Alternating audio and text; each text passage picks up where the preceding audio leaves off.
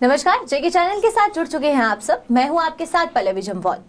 तो चलिए आज बात करते हैं, क्योंकि हाल फिलहाल एक ऑर्डर जारी किया गया था जहां पर यह कहा गया था कि जितने भी कमर्शियल टैक्स है उस पर ट्रांसपोर्टर्स को 50% की छूट दी जाएगी।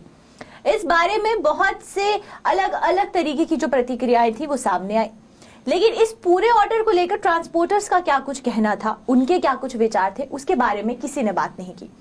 तो हमने सोचा कि क्यों ना आज हम यहाँ पर बात करते हैं कि आखिरकार ये जो ऑर्डर निकाला गया है जहां पर कमर्शियल टैक्स को लेकर 50% का जो छूट है वो दी गई है, लेकिन उससे ट्रांसपोर्टर्स की क्या कुछ प्रतिक्रिया है। तो हमारे साथ आज इस प्रोग्राम में जुड़ चुके हैं ऑल जेएंड के ट्रांसपोर्ट एसोसिएशन के प्रेसिडेंट विजय सिंह जी। तो चलिए आइए विजय जी से जानते हैं। विजय जी, पहले तो आपका बहुत बहुत शुक्रिया हमारे साथ इस प्रोग्राम में जुड़ने के लिए। तो आज हम बात करेंगे ये जो हाल फिलहाल सरकार द्वारा ऑर्डर जारी किया गया था जहां पर ये कहा गया था कि कमर्शियल टैक्स पे 50% का जो आपको एक रिबेट दिया जा रहा है ट्रांसपोर्टर्स को, जिससे कि ट्रांसपोर्टर्स को काफी ज्यादा फायदा होगा, क्योंकि कोरोना का जो टाइम निकला है उसकी वजह से उनको काफी नुकसान हुआ था, जिसके लिए एक रिबेट दी जा रही है। तो इस पूरे ऑर्डर पर आपका क्या कुछ कहना है? देखिए मैम, पहले तो मैं आपके जेके चैनल का धन्यवाद करता हूं, क्योंकि ट्रांसपोर्टरों की हर टाइम जब भी हमें कोई मुसीबत पड़ती है तो आप ही एक जरिया हो कि हमारी जो मेन जो आवाज़ होती है सरकार तक पहुंचाने में आपका एक अहम रोल रहता है।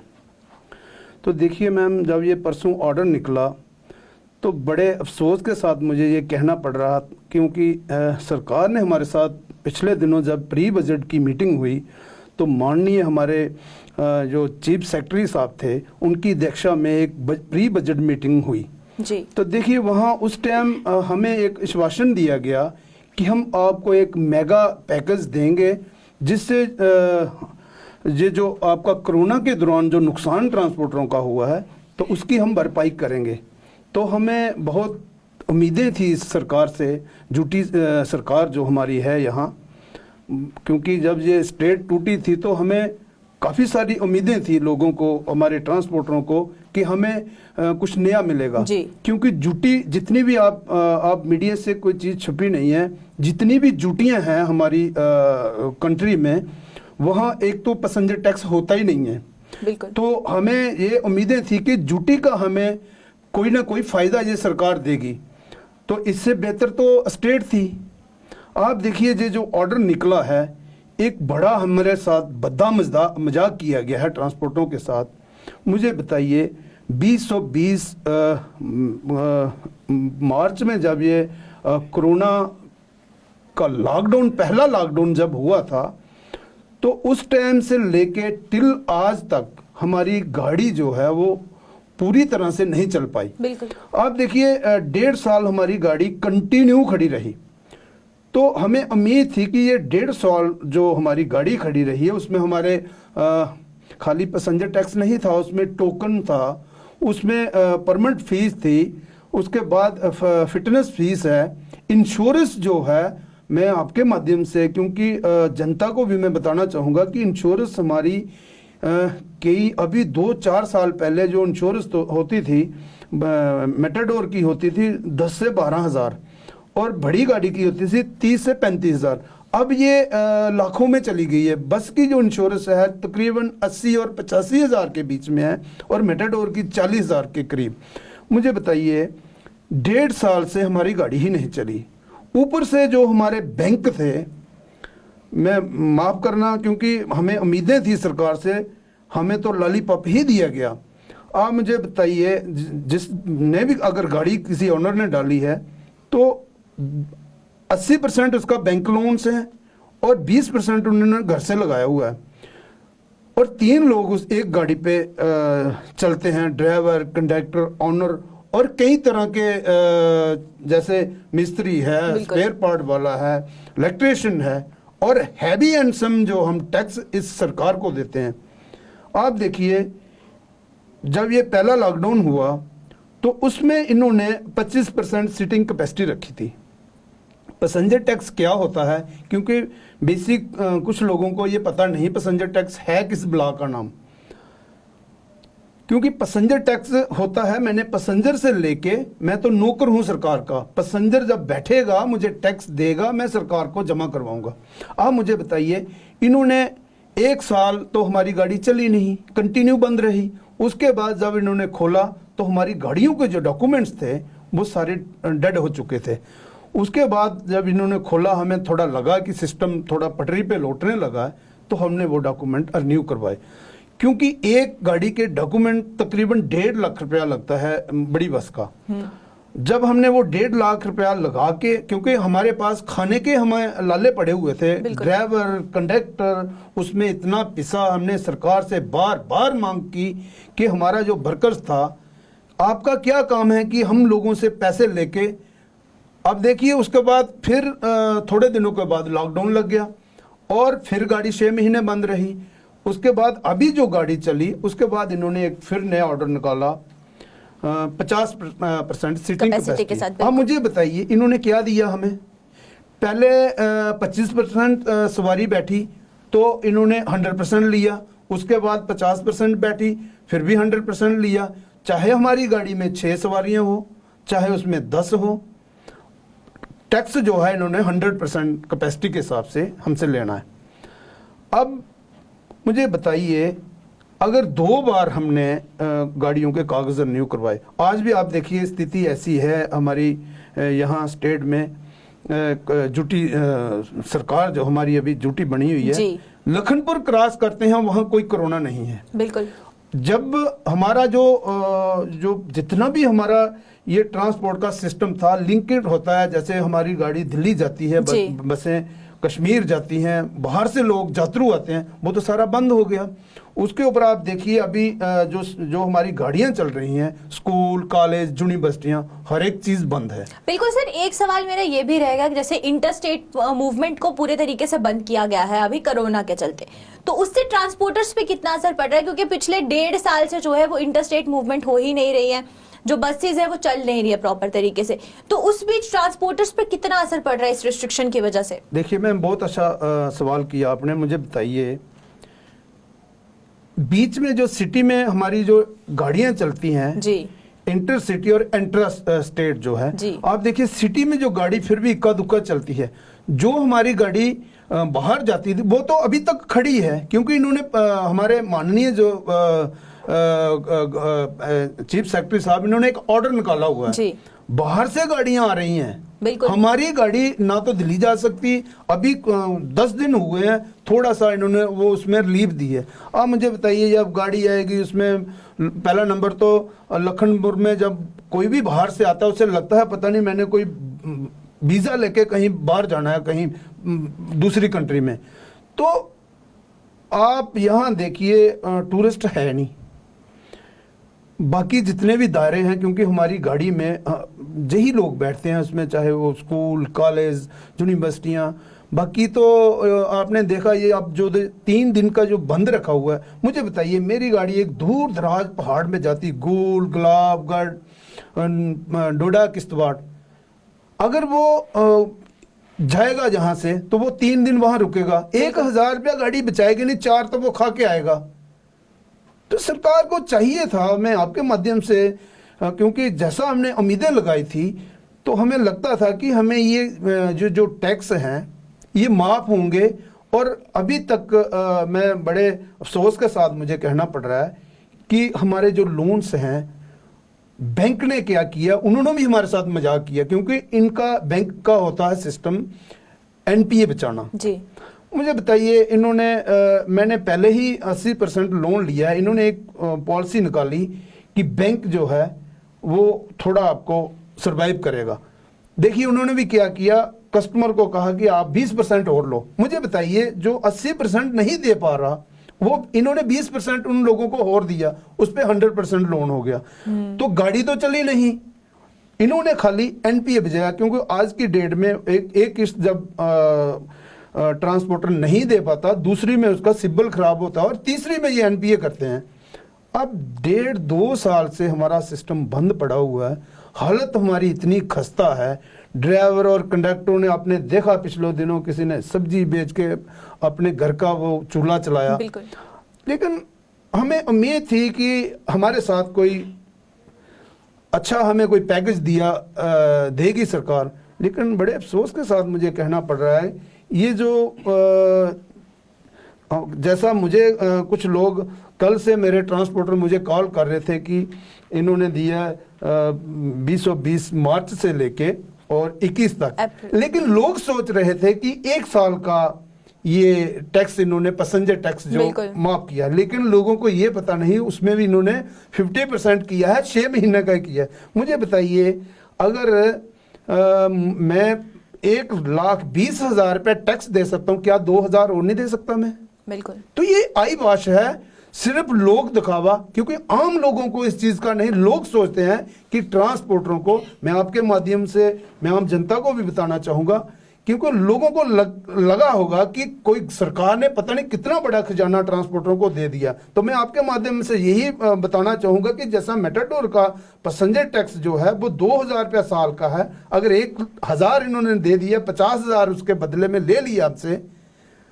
देखिए एक चीज और, मैं जैसा कि इस कोरोना में बड़ा सबसे ज्यादा अगर नुकसान एक तो ट्रांसपोर्टर का हुआ, रिलीफ इन्होंने कहाँ देने थी, हमारे जो टोकन्स थे, मैं क्योंकि जनता को भी पता चलना चाहिए और सरकार तक भी बात पहुंचनी चाहिए। हमारे जो टोकन थे, जैसा मिनी बस का था 2,400, बस का था 800, वो जे डबल हो गए जी, 2400 का 4800 हो गया, 48 का 8800 हो गया। मुझे बताइए कहाँ रिलीफ मिली हमें जी, और उसके बदले में हमें 1,000 दे रहे हैं। तो मैं आपके माध्यम से मैं एक चीज़ जरूर क्लियर करूंगा कि सरकार हमें मजबूर ना करे, क्योंकि हमारे पास खोने के लिए अब कुछ है नहीं। लायबिलिटी हम पे इतनी बढ़ चुकी है कि पूछो ही मत। हालात हमारे इतने बदतर हैं कि हम किसको सुनाएं।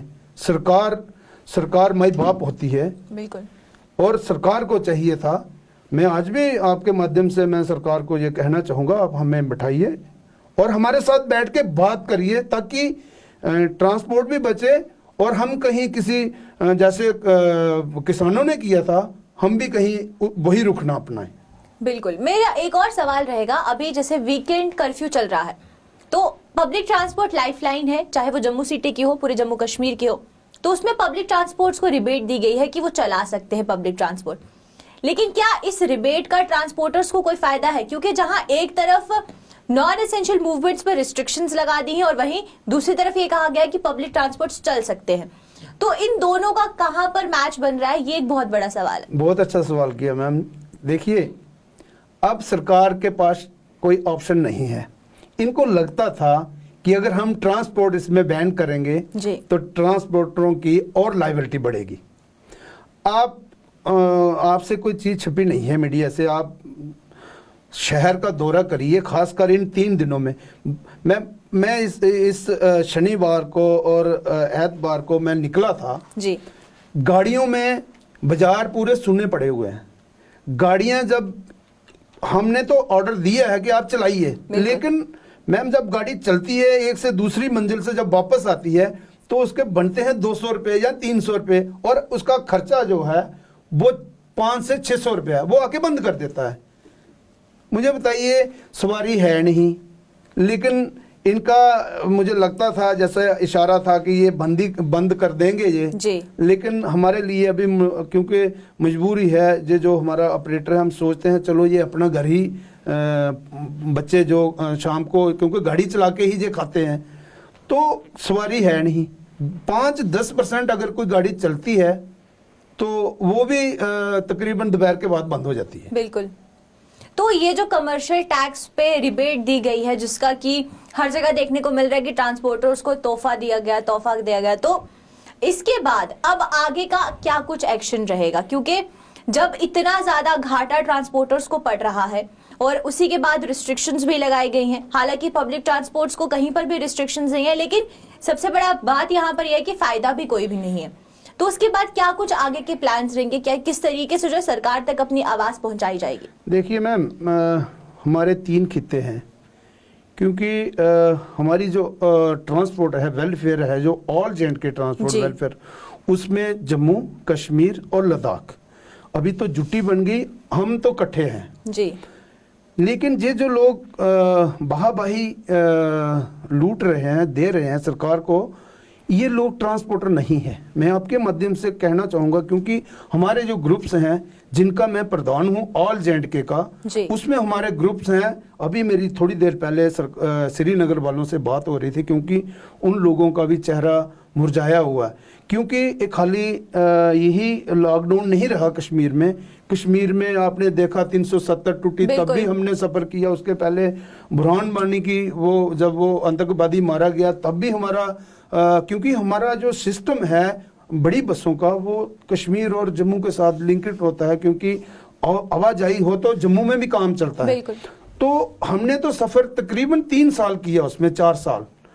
तो हमारी अभी भी मेरी मीटिंग अभी बात हो रही थी मेरी उनसे कि हमने अपनी जितनी कोर कमेटी है उनकी हमने संडे को मीटिंग रखी है, क्योंकि मैं आपके माध्यम से सरकार को अभी भी गेंद सरकार के पाले में है, हमारे साथ बैठे बात करें।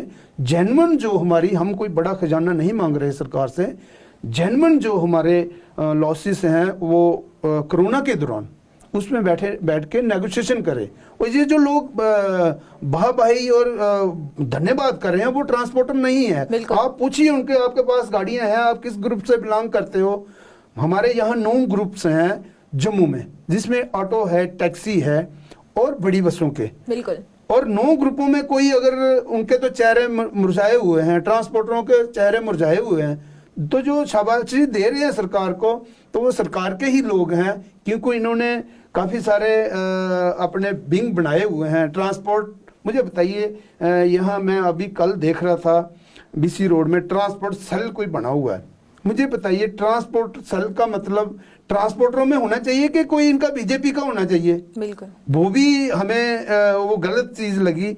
अगर आपको लगता था कि सेल में लाइए आप जो ग्रुपों के लोग हैं और आप लोगों की भलाई के लिए काम करें, तो हम सभी जो भी सरकार मौजूदा है, चाहे वो पिछली रही, हम हमेशा कंधे के साथ कंधा मिला के चले हैं। ट्रांसपोर्टर एक टाइम था जब कश्मीर में उग्रवाद था और ये इलेक्शंस होते थे और हम सर पे कफन बांध के गाड़ियां लेके उड़ी, पीर पंजाल, डोडा किश्तवाड़, क्योंकि उस टाइम उस इलेक्शन में गाड़ियों वाला कोई जाता नहीं था।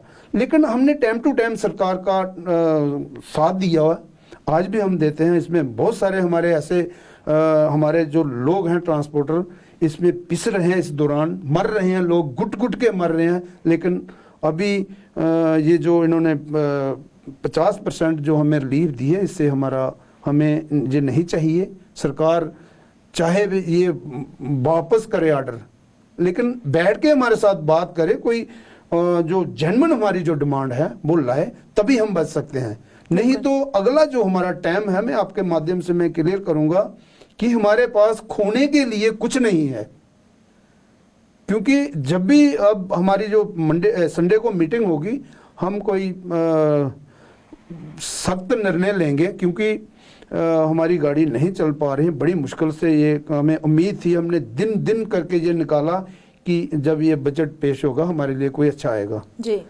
तो मैं आपके माध्यम से अपील करूंगा गवर्नर साहब से कि आप इसमें इंटरवेंशन करके हमारे जो जेन्युइन जो मसाइल हैं उनका हल कीजिए। जी। वहीं पर एक आखिरी सवाल मेरा आपसे रहेगा, टैक्सी के ड्राइवर्स जितने भी हैं उनको काफी ज्यादा परेशानी आ रही है, क्योंकि बार बार टूरिज्म को बूस्टअप करने के लिए सरकार द्वारा जो है अलग अलग फंड्स निकाले जाते हैं, नई नई तरकीबें सोची जाती हैं, लेकिन टैक्सी ड्राइवर्स जो हैं उनके लिए कोई भी कदम नहीं उठाया जाता। और उनका साफ कहना है कि जब टूरिस्ट नहीं आएगा तो टैक्सी कैसे चलेगी।